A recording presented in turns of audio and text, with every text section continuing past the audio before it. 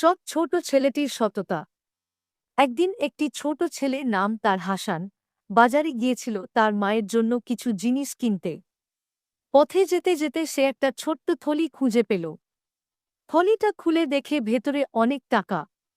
হাসান খুব অবাক হল, কিন্তু সে জানে অন্যের জিনিস নেওয়া হারাম। সে ভাবে যে এই থলিটি হারিয়েছে, সে নিশ্চয়ই খুব কষ্টে আছে।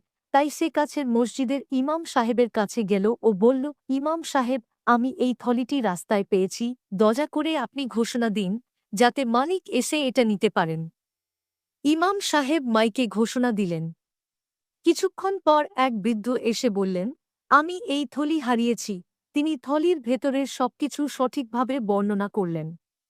তখন ইমাম সাহেব হাসানকে বললেন, দেখো হাসান, এই বৃদ্ধই থলির মালিক। তুমি সত্যিই একজন সৎ ও দয়ালু ছেলে।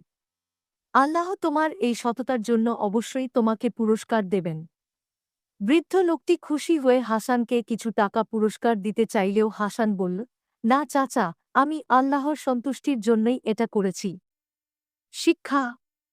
এই কাহিনী থেকে আমরা শিখি যে সততা ও আমানতদারি ইসলামে খুব গুরুত্বপূর্ণ গুণ।